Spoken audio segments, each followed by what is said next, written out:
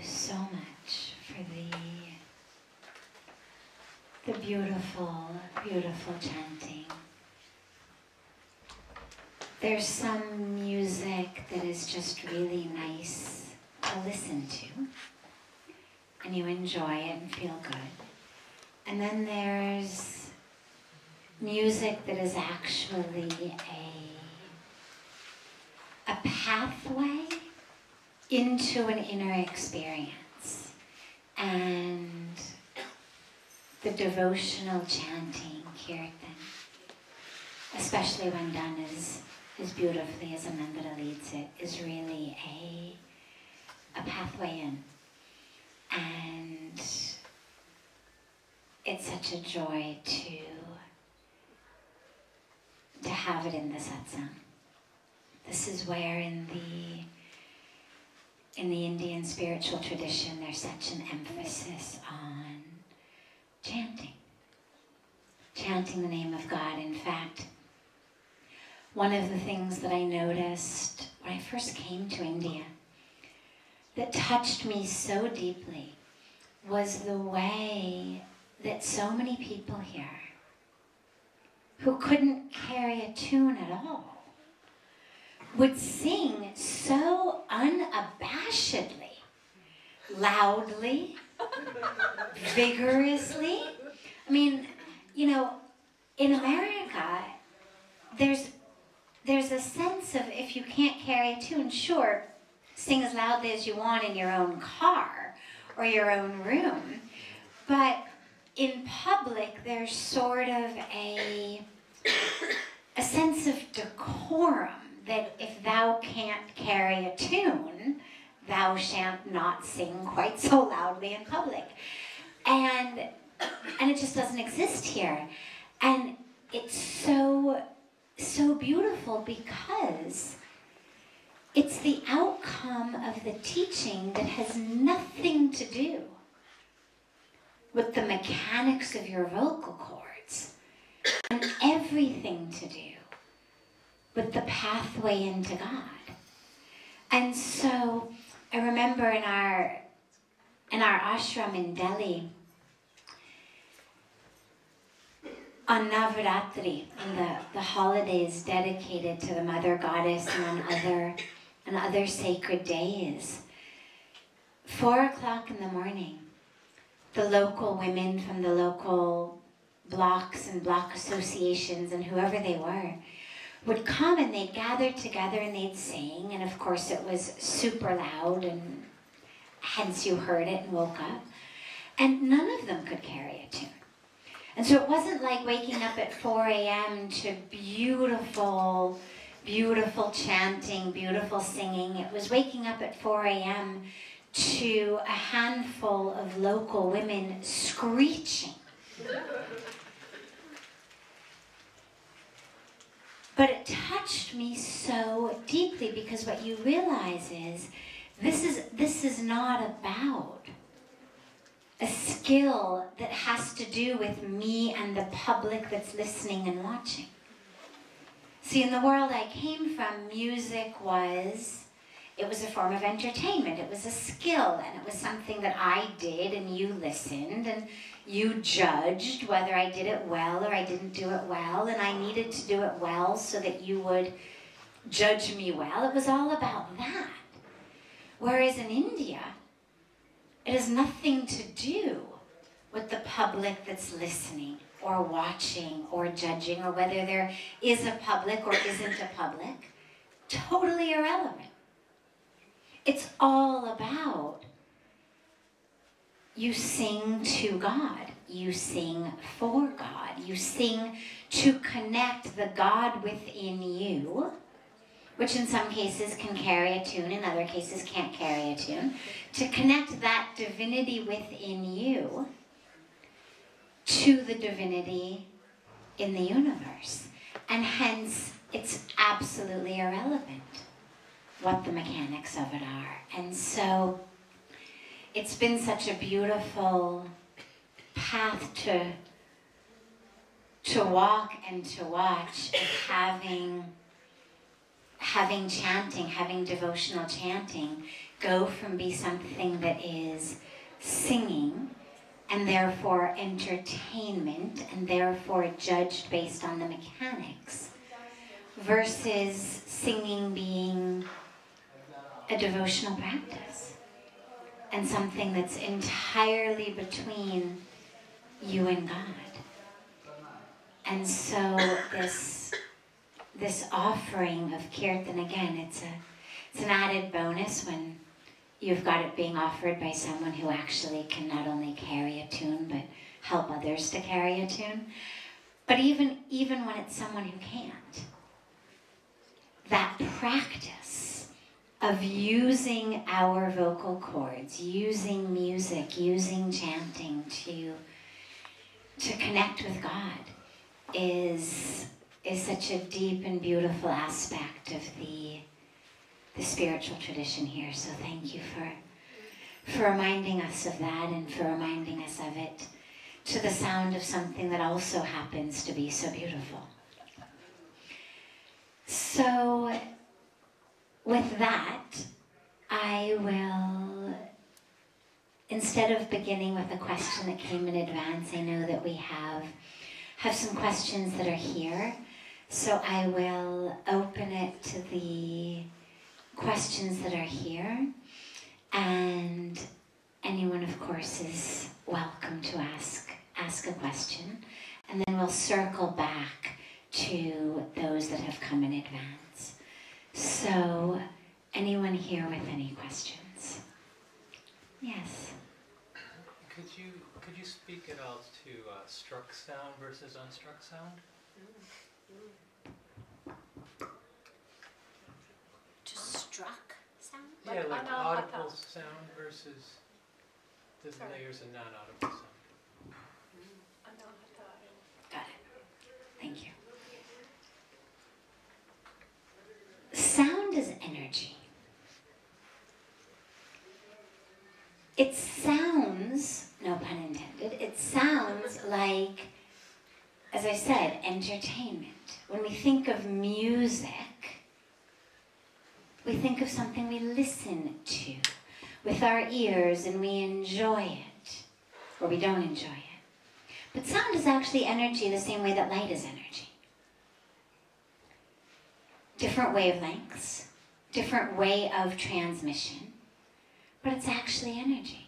And if you doubt that, blow a whistle at a very high frequency, and you can shatter a glass across the room.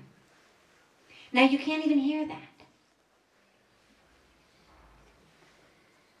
But the frequency of the energy is still there and is still impacting the glass on the other side of the room. And so there are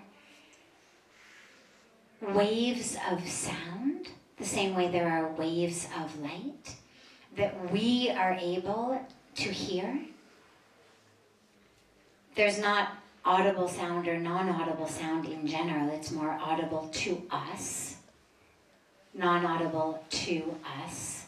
There are certain frequencies that even animals can hear that we can't. People have dog whistles that they'll blow that you can't hear, but the dog can hear. So even just between us and our pets, there's an audible, inaudible difference. But what's most important is the energy of sound and the power of sound. And most of us think of it just as an energy that's going to hit my tympanic membrane and go in and vibrate the hair follicles of my inner ear, and that's going to get transmitted into my brain as a high frequency sound or low frequency sound, and eventually, assuming my brain is functioning properly, as language, as a word that I understand, as a tone that feels good or doesn't feel good. And so, for example, if someone yells at you, even if the words are nice, it hurts. They've done these studies also with animals, particularly with dogs. They'll say to the dog, "Oh, you are such an ugly, horrible little animal, aren't you?" And the dog waves its tail and it gets all excited. And then they say, "You are the best dog in the whole world. I love you forever." And the dog gets all scared. So it's not the words. It's the energy of the sound that we're responding to. And so it's important to realize in a lot of the work on sacred sound works on levels that isn't even audible to most of us. I have a friend who does sound healing, and there are vibrations, there are tones that you can't even hear with your ear, but that you actually feel in the body. And she'll say, "Okay, just close your eyes and meditate. I'm not going to tell you what this is."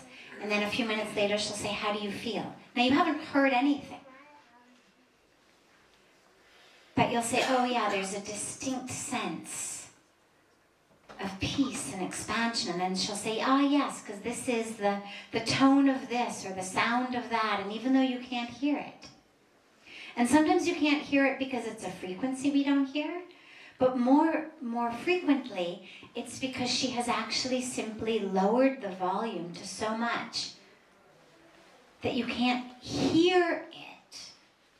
But the sound waves are still there, and they actually still impact the body, both in a positive, expansive way, as well as in a negative, contractive way, and in so many different ways. So the science of sound is actually a very exciting science that spans that whole spectrum. The last point I think I would mention on this is, as humans who speak, to realize the power of what we say. Most of us tend to think of the power of what we say just in terms of our words. So someone gets hurt by something we say, and we say, "Well, no, that wasn't what I meant. You misunderstood me. That wasn't my intention. You must have misunderstood. It must be your fault." And we get very, very superficial level with our sound communication. We get very nitpicky about just the word that I used, or the phrase that I used, or the sentence that I said, and we don't pay nearly enough attention to the power of the sound that's different than the words we speak, but that is also a communication. And so just as there is a power of sound in the universe, a power of sound in that which we sing or we play, there's a power of sound in that which we speak. And it's important to realize that that's a power we have, and to not get lost only in our choice of words. That's also important, of course. But our use of our vocal cords to make sound, and how that sound accompanies the words we speak. And there are times in which simply a sound is enough, even more powerful than a word. You're sharing something with someone. They're there with you, they're present. Their mere presence is comforting and touching. And a simple, deep, heartfelt from them is actually more powerful than someone using all the words they have to try to solve your problem or convince you that they understand or convince you that they are with you, but that doesn't carry with it the depth of truth. In the Indian tradition, there's spiritual traditions even that speak about Nam, which literally translates as name, name of God, but it's used in a broader way than just a name of God. The power of the sound. And we make sounds as we speak. But we don't pay very much attention to them. And to realize that that which is actually causing the vibration in my outer ear, in my middle ear, in my inner ear, that's actually being transmitted to my brain or to the brain of someone listening to me is not simply language. It's much deeper than language. It's how children, babies who don't understand a word you're saying.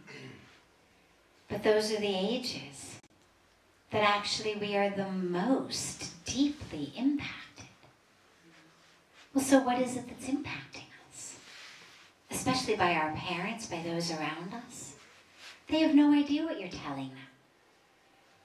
You could say, oh, I love you, you're the best baby. You could say, oh, you're a stupid baby. But in the years, in the months before they understand any words at all, it's the energy of the sound. And it's the energy of the sound that is interacting very deeply with our nervous system. The nervous system of the speaker, which is why the sounds, aside from the words, of people who meditate, of holy people, is so much more healing and beautiful to us than all of the right words, but being said by someone who doesn't meditate, whose energetic presence is not actually conveying the words that they're saying. We've all heard that. You listen to lectures by teachers who are reciting somebody else's words. They may be beautiful words, and they may be spiritual words, and they may be great spiritual teachings, but we're not touched in any deep way because it doesn't actually have that energy that comes from the nervous system of the person speaking, that is conveyed to us in some sense simply vibrationally from their bodies, but also very deeply from the sounds that come from them and interact with the nervous system of the listeners, the nervous system of babies. And again, this is where so much of aspects of bonding and attachment and love and fear and security and insecurity happen in babies. It's not the words our parents speak. It's the energy of the sound that comes from them, that connects to our nervous system, to our energy.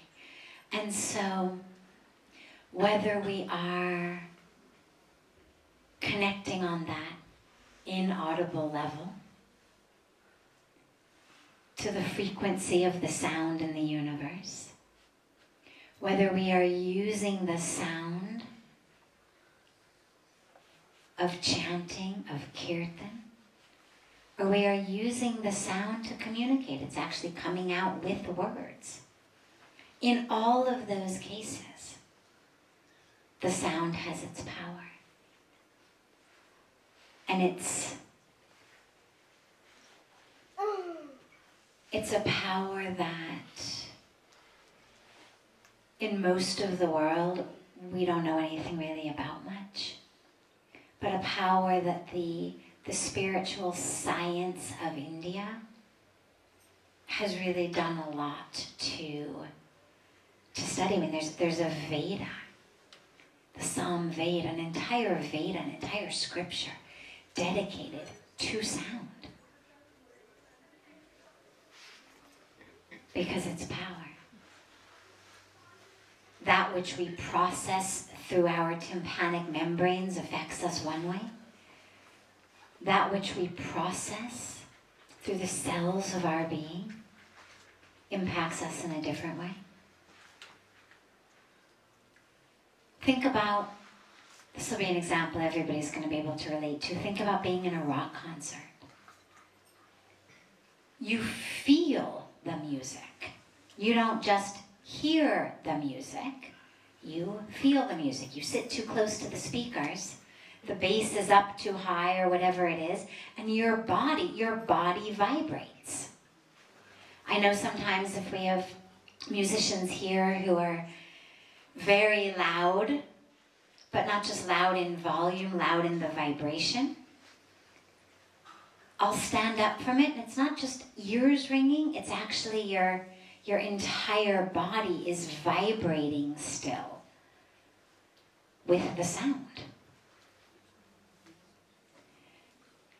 And so it's impacting us on all of the deepest levels of our being. So it's a very exciting path in. Yeah. Other questions? Yes. What is respect? To respect others, respect ourselves, in general, like people that you work with? So, okay, what's respect? Respect for others, respect for ourselves. Well, there's two aspects to respect. One is a social nicety. One is in general, speak nicely to people, be polite, be humble, say please, say thank you. You know, the stuff that our parents teach us, right? Somebody gives us something, and our mother says, what do you say? Say, thank you.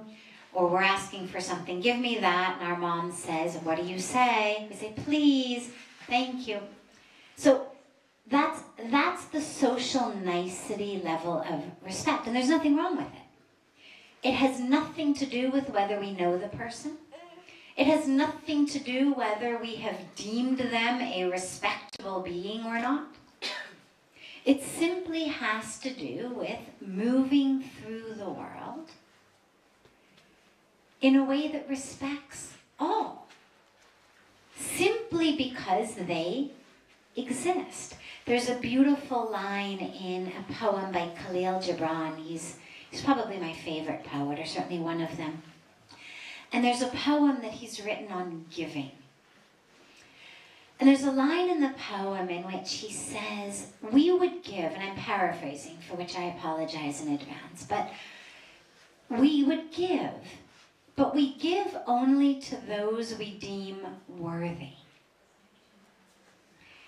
Surely, those who the Creator has deemed worthy of their days and their nights are worthy of all else from us. And I love that, because we move through the world with judgment.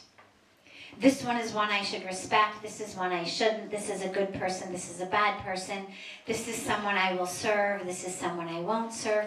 We move through the world with that judgment. And the poem makes it so beautifully obvious that there is a judge, much more qualified than any of us may be. And that supreme judge has deemed this being worthy of their days and their nights. That's why they're here. Has deemed this being worthy of occupying their place on planet Earth. So who are we to deem them unworthy of whatever it is we have to offer? And I love that. And so for me, that teaching is a teaching of respect all. whether you deem them worthy, whether you know them or you don't know them. And again, this is what a lot of our society teaches. It's why our parents teach us, say please, say thank you, shake hands nicely, let the person in front of you in line give up your seat to someone who's older. It's why on the buses it says these seats are reserved for the elderly, the pregnant. Why? General respect. It's not about the lady's going to pop out her baby here, and so if she's in the front of the bus, it's going to be easier to get her to the hospital. It's not a logistic concern. It's a matter of respect. Can we give them something? And it may be something small. It may be the seat on the bus. It may be our respect. Whatever it is, on that level, we move through the world with general respect. Our respect for ourselves is actually crucial for that. Because if I don't respect myself, I'm not going to be able to give that to the world. If I am constantly judging myself, if I'm constantly saying to myself, you're stupid, you're bad, you're worthless, you're not smart enough, you're not this, you're not that, that becomes the lens through which I see the world. That becomes my habit, my way of seeing. And so if I can't deem myself worthy of respect, then I'm not going to deem others worthy of respect. And this is why it's so important to apply the same teaching. Look, the Creator, whom I respect, whom maybe I even revere, whom maybe even I pray to, bow to, has deemed me worthy of this life, has deemed me worthy of occupying my place on planet Earth. Okay, I make mistakes. The Creator has made me human. Part of the human package is we make mistakes. Part of the human package is we get angry. Part of the human package is we say things that later we say, oh my God, why did I say that?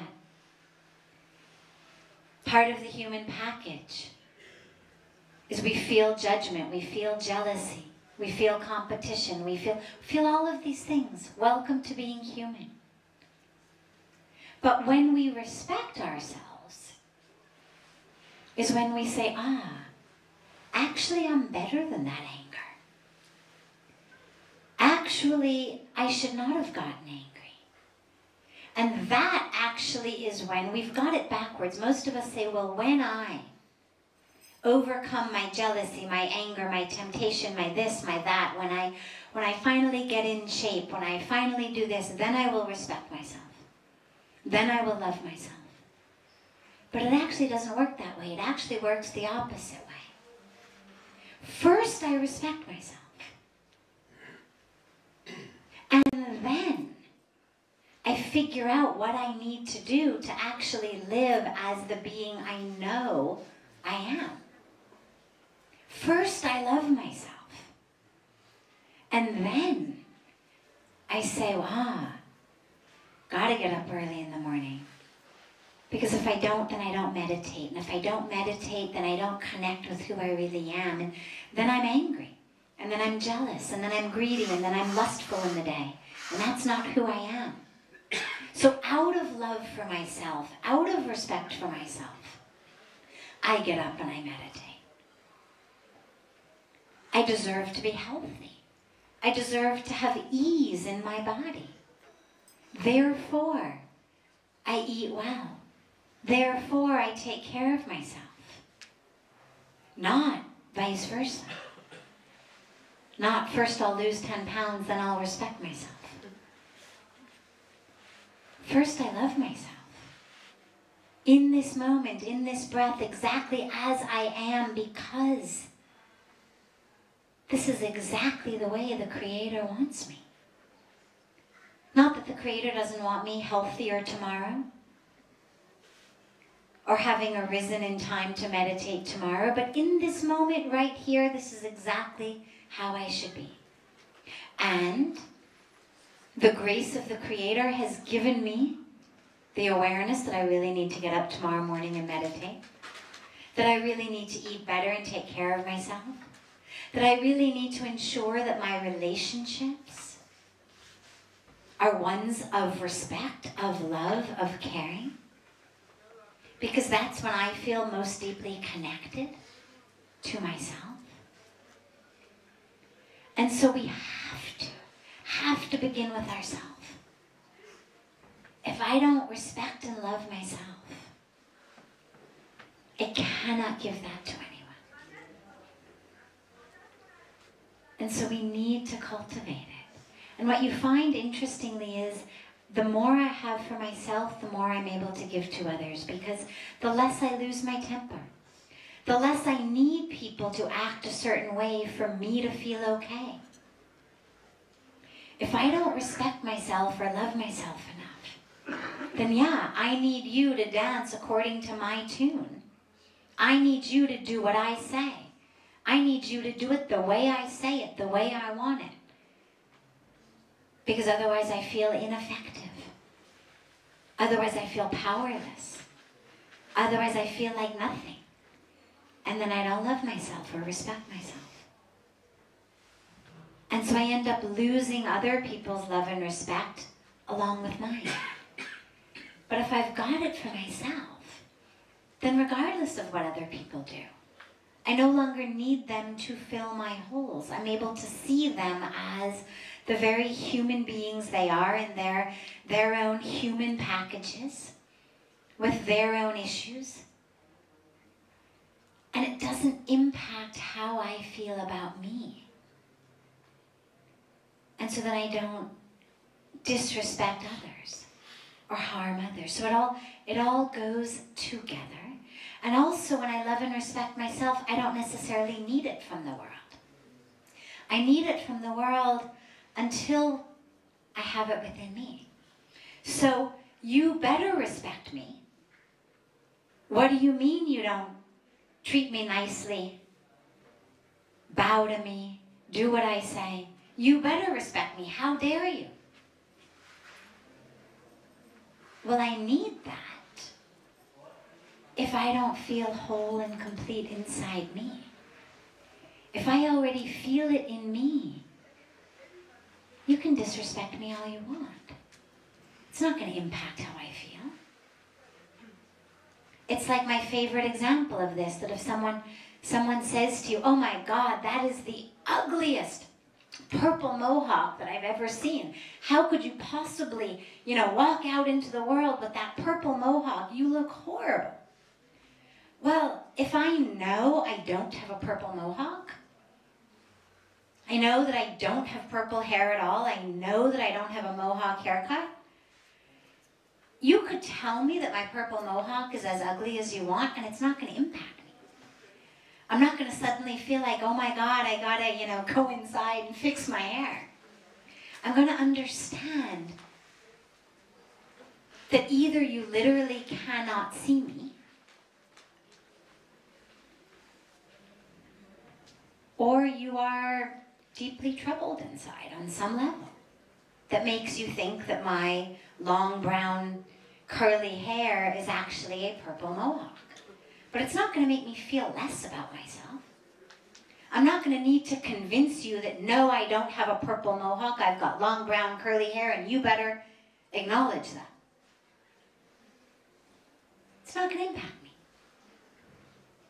Because I know that I have long brown curly hair. And in the same way, if I know that who I am is whole and complete and beautiful. And again, doesn't mean I'm not human, doesn't mean I don't make mistakes. But I know that who I am is love. Not just worthy of love, but is love, is divine.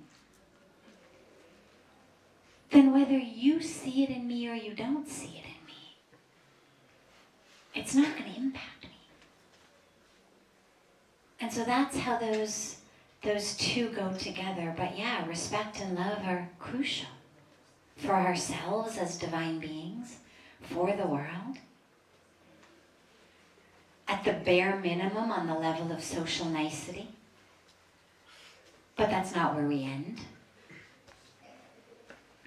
We drop from the level of social conditioning into the level of spiritual practice and spiritual awakening that just increases the respect and love. We don't do it then just because our mothers told us to do.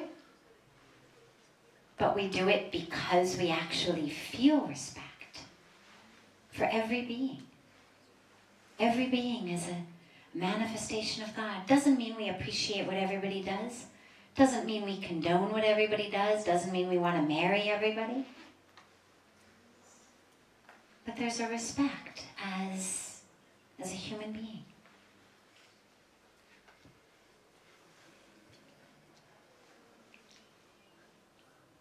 Any other questions?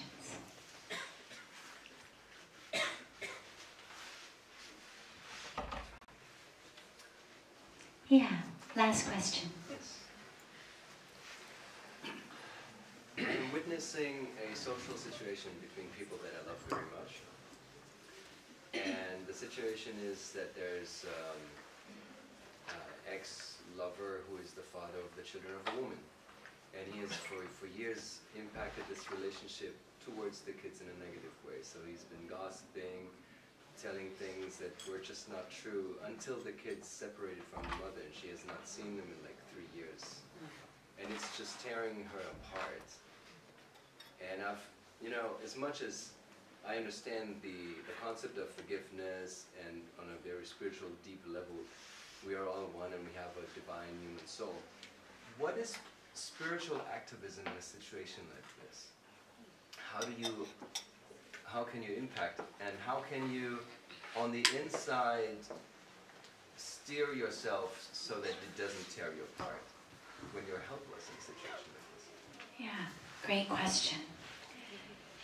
So... And excuse me, just to add, because the thought that I'm having is we all struggle with situations like that when you look at the greater world. You see people destroying, greater amounts of the landscapes and polluting the oceans and ourselves polluting ourselves maybe. So... Yeah, so whether it's violence in word, gossiping, bad-mouthing, or whether it's violence in action, direct action, hitting, harming, killing, raping, or whether it's violence in inaction, allowing violence to take place because we don't do something, whether it's violence to the earth, to those with whom we share it through our habits of living. In all of these ways, you've raised a great question of, well, where does forgiveness come in? How do we forgive? And how do we find a stillness, a peace in ourselves in that? And where does activism come in? So it's a great question. It's a topic I love very much because I am deeply committed to the belief that spirituality is not about sitting this one out. Spirituality is not about how can I be in peace while the world is being destroyed. How can I be in peace while so much is going on that's wrong in the world? That's not the highest goal. Spirituality is about how can I be in peace so that I can be an effective and efficient agent of change. The peace is not the end in and of itself, as in, oh great, now I'm peaceful, so these people can just continue to wreak havoc and hell on our planet. At least I'm now okay. It's not that. It's I'm now centered and grounded enough that my action, instead of stemming from my own anger, my own rage, my own inability to digest this, actually can stem from a place of calmness, introspection, proper planning, proper understanding, proper connection with the world, so much activism is very active, is frenetic, is angry, is loud, but isn't actually having an impact on that which we are yelling about, or picketing about, or angry about. It's only effective if it actually has an impact, and an impact on something other than my following on Facebook, or how I feel about myself as a social activist, right? I mean, it's become kind of a trendy thing to become, which is wonderful, but there should be action in our activism, other than just what I'm posting online. There actually should be action. Now, awareness is great. Getting the word out is great. Changing how people think is great. And action is also needed. Now, in some cases, the action may simply be how people vote. So it's just about getting the word out. In some cases, the action may simply be getting people to change how they eat. Get the word out. Why is it important to be vegetarian? So the action isn't always necessarily, it's got to be with my hands and I must actually be the one. Many of us are much more effective, actually not necessarily the ones with the hands, but being the ones to help change how people think, how they vote, how they eat, how they dress, how they live. Like, for example, we were speaking on the banks of Ganga about this campaign that we did to end child marriage. Right? Well, so 100,000 people in 6 weeks. If I was going door to door, I couldn't get to 100,000 doors in 6 weeks. And presumably a lot of those doors would be slammed in my face anyway, so you don't end up with 100% success rate on doors you knock on. But doing campaigns that change how people think actually end up creating a ripple impact that is even more than the quote-unquote action. I mean, I would feel much more active if I were in the street knocking on people's doors. But I would actually be much less impactful. And so when we think about action, it's really important to get our egos out of the way. It's really important to understand what actually is needed. And so, for example, and I'll circle back to the situation with your friend and the father, but you had spoken about what's happening to our planet. Well, so for example, literally what we eat, being a vegetarian, is the single most powerful choice and action that most of us can make in our entire lifetimes. The amount of food, the amount of water, the amount of energy, the amount of land that is saved, the amount of carbon dioxide and methane that is not put into the atmosphere simply by being vegetarian is way more than almost any of us, unless we happen to become the president of a massive nation or the head of a huge multinational corporation. The amount of actual cubic kilograms, cubic tons of carbon dioxide and methane that we can prevent from being emitted into the atmosphere by what we eat is way more than, again, almost any of us is ever going to have the possibility to do. The amount of water that you save by not eating one hamburger is the amount of water that you use in bathing for 6 months.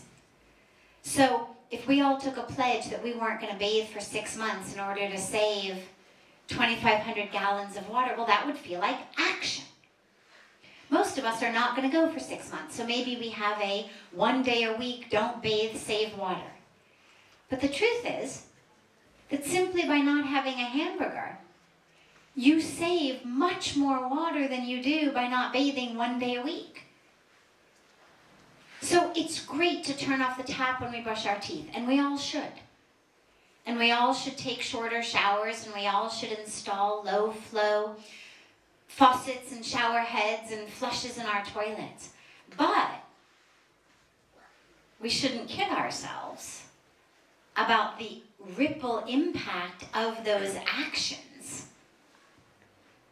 compared to the ripple impact of what we're eating. And so a lot of times the action may not be as glamorous or as romantic or as loud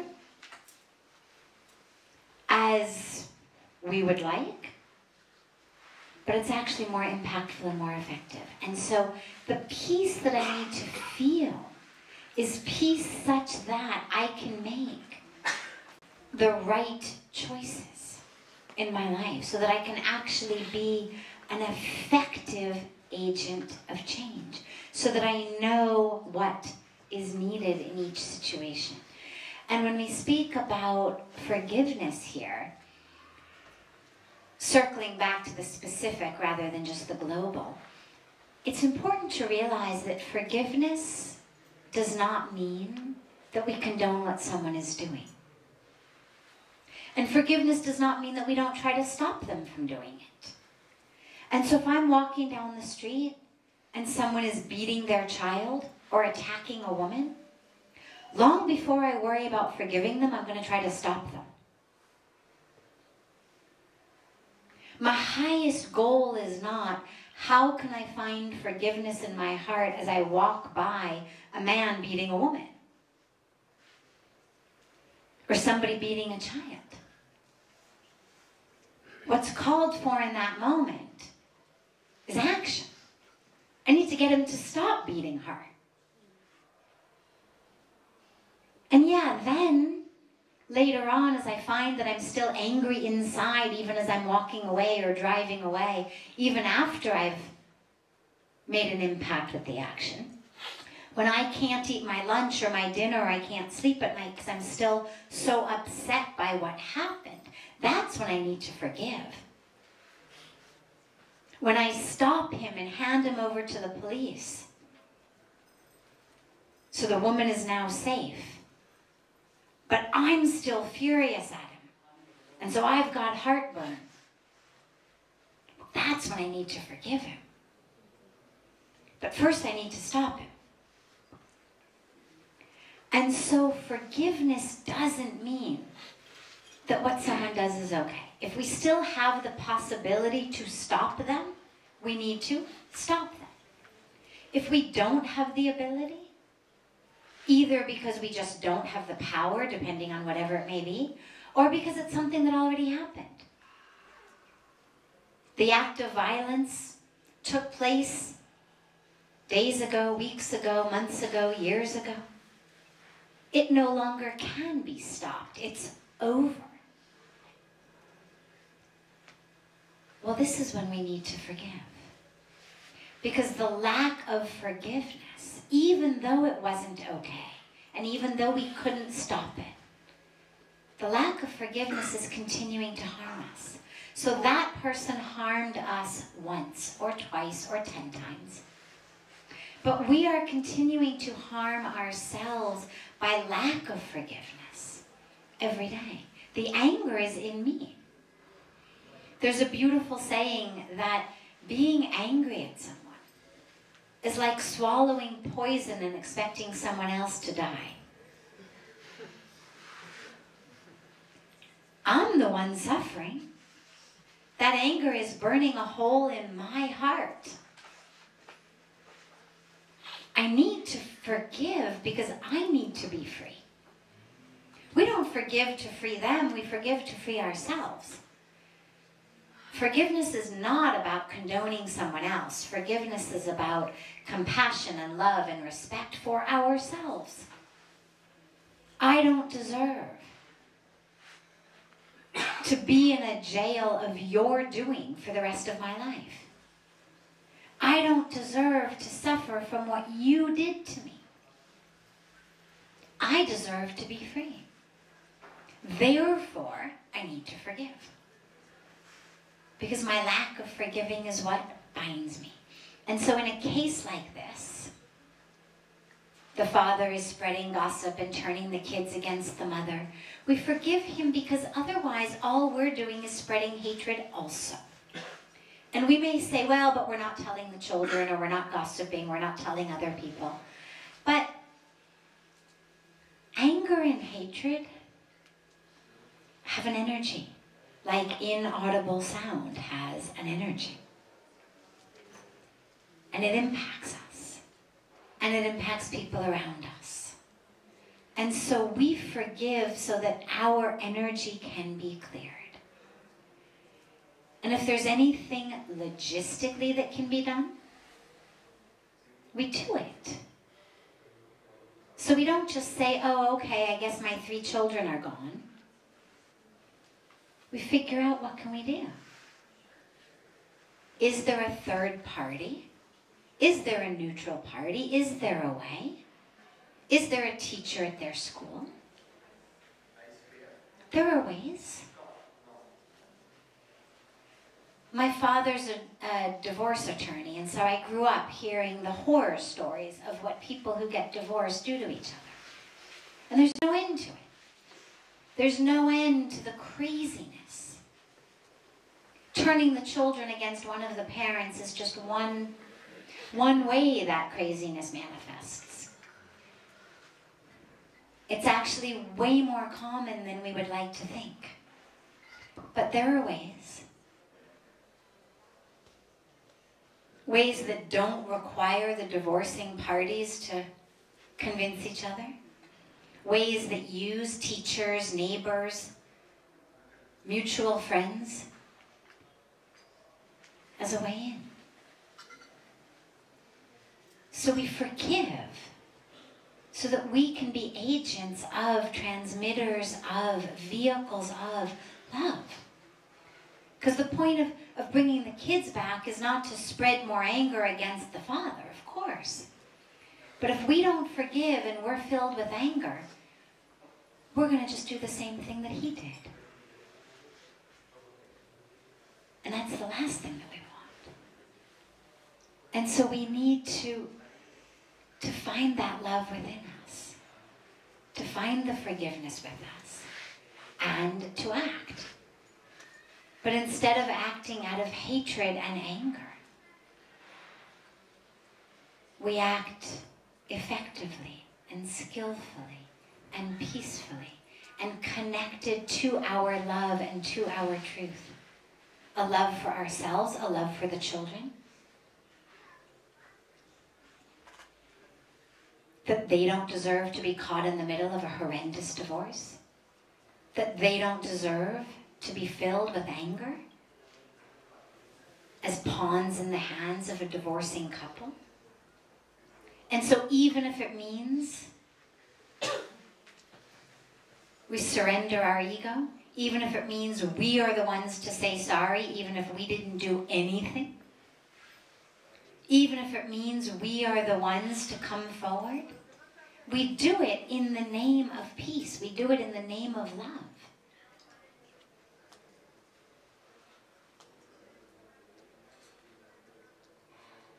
And so in this case,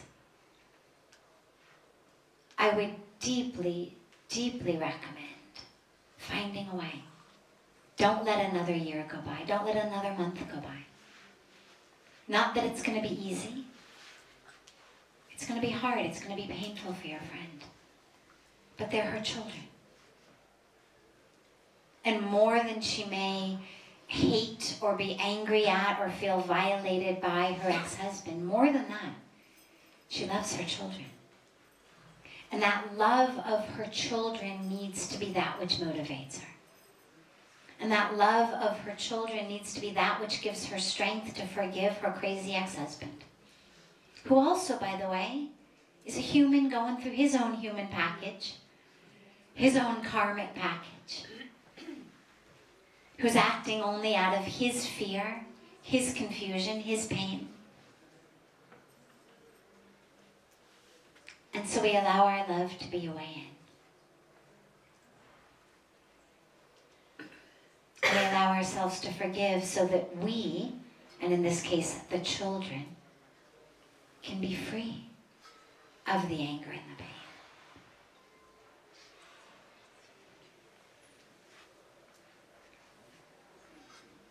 Have a beautiful rest of your evening, a beautiful dinner. We'll see hopefully most of you tomorrow evening. And if you have a question that didn't get answered tonight, you can either come tomorrow and raise your hand first, or you can get it to Ed in the back, who will get it to me on the paper that comes, and I promise that tomorrow we will begin with a question or two that have come in advance, and then open it to others. So have a beautiful dinner and a beautiful evening on the banks of Ganga.